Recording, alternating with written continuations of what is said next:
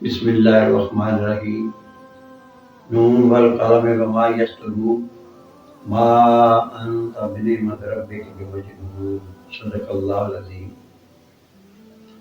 اس آیت مبارکہ میں اللہ تبارک و تعالیٰ نے نبی پاک صلی اللہ علیہ وسلم کی دانائی اور عقل کے متعلق فرمایا ہے۔ اللہ نے فرمایا کہ میرا پیغمبر دانائی اور عقل کے لحاظ سے سب سے زیادہ ہے۔ اللہ نے انسان کے اندر عقل ایک ایسی دولت عطا فرمائی ہے اور اس کے متعلق فرمایا کہ قیامت کے دن بھی اللہ تبارک و تعالیٰ اس عقل کے بارے میں پوچھا جائے گا، کیونکہ حواس خمسہ جو ہیں سونگنا، چلنا، پھرنا وغیرہ، کان سے سننا، بولنا، حواس خمسہ یہ سارے اس کتابیں ہیں، تو گویا کہ اسی عقل سے پوچھا جائے گا۔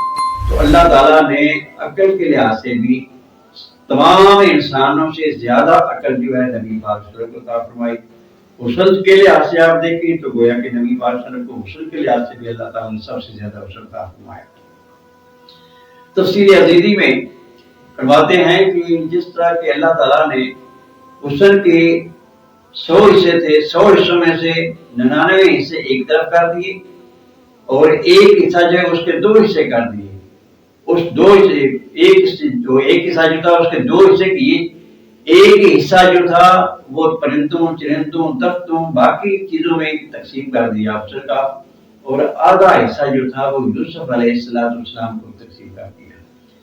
باقی 99 حصے جو تھے وہ اللہ تبارک و تعالیٰ نے فرشتوں کو کہا کہ یہ چادر پکڑ لو اور اس کے کنارے جو ہیں اس کو کھول دو اور اس کے کنارے پکڑ لو۔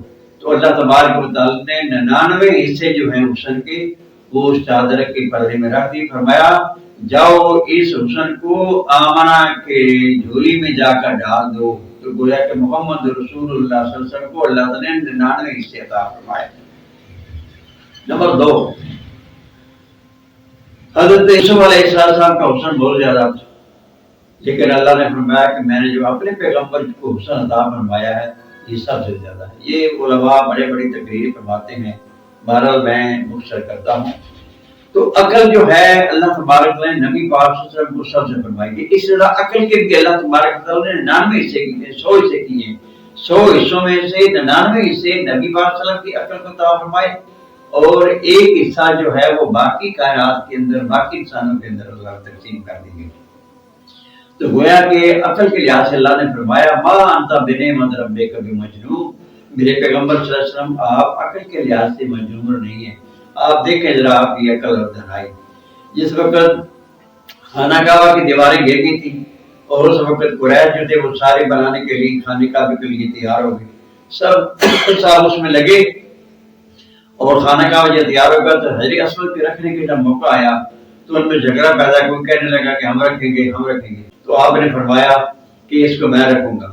تو گویا کہ تمام اس جھگڑے کو ختم کرنے کے لیے آپ نے فرمایا کہ جتنے قبیلے ہیں چادر کے پلے پکڑ لیں۔ نبی پاک صلی اللہ علیہ وسلم نے جس وقت حجر اسود کو اٹھا کر خانہ کعبے کی دیوار کے ساتھ لگا دیا تو سب مکے والے جو تھے وہ سب راضی ہو گئے، اور آپ کی دانائی اور عقل کا اس سے پتہ چلتا ہے کہ یہ آپ کی بہت بڑی دانائی تھی۔ اس طرح آپ دیکھیے صلح حدیبیہ کے وقت بڑی شرائط لگی تھی، بڑی سخت شرائط تھی آپ لگائی تھی۔ ان میں سے ایک شرط یہ بھی تھی کہ اگر مسلمانوں کا آدمی کفار کے پاس چلا جائے گا تو وہ واپس نہیں کریں گے، اگر کفار کا آدمی جو ہے وہ مسلمانوں کے پاس آ جائے گا تو ان کو واپس کرنا پڑے گا۔ یہ صحابہ کرام آپ صلی اللہ علیہ وسلم نے اس کو قبول فرمایا۔ صحابہ کرام رضوان اللہ اجمعین نے آپ سے یہ عرض کی یا رسول اللہ صلی اللہ علیہ وسلم یہ تو بڑی سخت ایک شرط ہے، ہم تو اس کو برداشت نہیں کریں گے کہ ہمارا آدمی جو ہے وہ واپس نہ ہو اور ان کا آدمی جو واپس کیا جائے۔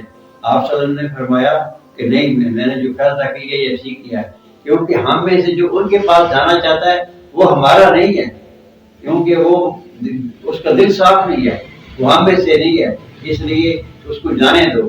تو سب لوگ جیسے صحابہ کرام وہ آپ کی اس بات پر، اس کی دانائی پر، آپ کی دانائی پر راضی ہو گئے۔